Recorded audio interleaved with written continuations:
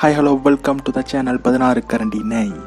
இதுதான் எங்களோட first video. So first video நாங்கள் என்ன டிஷ் கொடுக்கலாம்னு யோசிச்சுட்டு இருக்கும்போது அல்வா கொடுக்கலாமே அப்படின்னு தோணுச்சு. ஸோ முதல்ல எதுக்கு உங்களுக்கு அல்வா கொடுத்துக்கிட்டு அதனால நல்லா யோசிச்சு ரவா லட்டு செய்யலாம் அப்படின்னு நாங்கள் முடிவெடுத்துக்கிறோம். அதுக்கு எதுக்கு கிளாஸ் எல்லாம் அடுக்கி வச்சிருக்கிறேன் அப்படின்னு கேட்டிங்கன்னா சும்மா தோணுச்சு இருந்துச்சே எடுத்து அடுக்கும் அப்படின்னு அடுக்கணும். ஸோ அதுக்கு நமக்கு தேவையானது என்னெல்லாம் பார்த்துடுவோம். கொஞ்சம் நெய் இருந்தால் எடுத்துக்கோங்க, நெய் இல்லைன்னா டால்டா எடுத்துக்கோங்க, கிஸ்மிஸ், முந்திரி, ரவை, சுகர் அதாவது சீனி அப்படின்னு எடுத்துக்கோங்க. அடுத்தது கொஞ்சம் ஏலக்காவும் கூட எடுத்துக்கோங்க. ஓகே, நம்ம இப்போ செய்முறைக்கு போயிடலாம். இதே மாதிரி ஒரு சட்டி எடுத்து அடுப்பில் வச்சுக்கோங்க. இந்த சட்டி எங்கடா வாங்கினேன் அப்படின்னு கேட்டிங்கன்னா ஒன்றும் இல்லை, அமேசானில் கொடுக்குறாங்க, நீங்கள் வாங்கிக்கோங்க. கீழே லிங்க் கொடுத்துக்கிறேன், கிளிக் பண்ணிக்கோங்க, வாங்கிக்கோங்க, அவ்வளோதான். இல்லைனா இதை செஞ்சு முடிச்சு நானே தூக்கி போட்டுறோம் வந்து எடுத்துக்கோங்க. அப்புறம் அந்த சட்டியில் நெய் இல்லைனா டால்டா நம்ம எதை வேணால் ஊற்றி அது காயிற வரைக்கும் நல்லா வெயிட் பண்ணிக்கிட்டு அதுக்கப்புறம் நம்ம அந்த எடுத்து வச்சுருந்த ரவையை எடுத்து இதில் போட்டு நல்லா வறுக்க வேண்டியது தான்.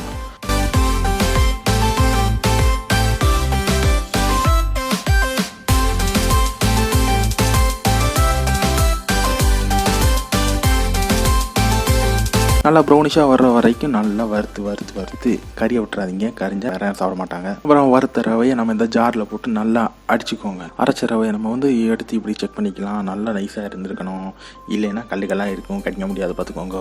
அவ்வளோதான். இது என்னடா அப்படின்னு கேட்டிங்கன்னா இதுதான் சுகர் மேலே என்னடா இருக்குது கருப்பு அப்படின்னா ஏலக்காய் தான். சும்மா அது கூடயே நம்ம சேர்த்து போட்டு அரைச்சிடலாமே அப்படின்னு வச்சுருக்கோம்.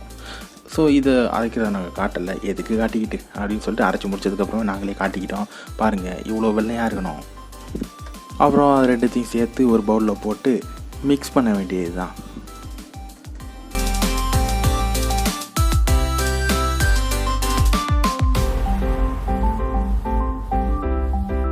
இது என்னடா அப்படின்னு கேட்டிங்கன்னா ஒன்றும் இல்லை, ஆரம்பத்தில் பார்த்தோம்ல அந்த முந்திரியும் திராட்சையும் அதை தான் நெய்யில் போட்டு நல்லா வறுத்து எடுத்து இதில் வச்சுருக்கோம். நெய்யில் அப்புறம் நம்ம டால்டா சட்டியில் போட்டு அது நல்லா சூடாகி நல்லா கொதிக்க எடுத்து சூடாக்கி அதுக்கப்புறம் நம்ம அந்த மிக்ஸ் பண்ணி வச்சுருக்கிற மாவில் எடுத்து போட்டுட்டு அப்படியே அதே சூடோடையே நம்ம அதை நல்லா மிக்ஸ் பண்ணணும் வெறும் கையோட, அப்போ தான் வெந்து போகும். அதுக்கப்புறம் ரவா லட்டு பண்ண வரமாட்டிங்களா நீங்கள்? அதான் அதுக்காக இல்லை. ஸோ அந்த சூடோடு நம்ம எடுத்து மாவு உருட்டினா தான் லட்டு நல்லா உருண்டு வரும். ஏன்டா எவ்வளோ ரவைக்கு எவ்வளோ சீனி சேர்க்கணும் அதெல்லாம் நீ சொல்லவே இல்லையா அப்படிடா. ஒரு 1/2 கிலோ ரவை எடுத்துக்கோங்க, ஒரு 1/4 கிலோ சீனி போதும்.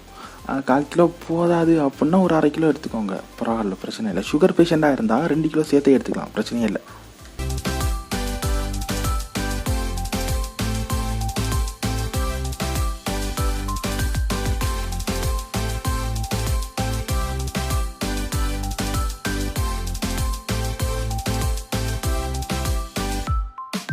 ஸோ இந்த மாதிரி ஒவ்வொரு நாளும் ஒவ்வொரு டிஷ்ஷை நம்ம பார்க்க போகிறோம். அதுக்கு நீங்கள் என்ன பண்ணணும் அப்படின்னா லைக் பண்ணுங்கள், ஷேர் பண்ணுங்கள், கமெண்ட் பண்ணுங்கள், மறக்காமல் சப்ஸ்கிரைப் பண்ணுங்கள். எதுக்கு? 16 கரண்டி நெய்.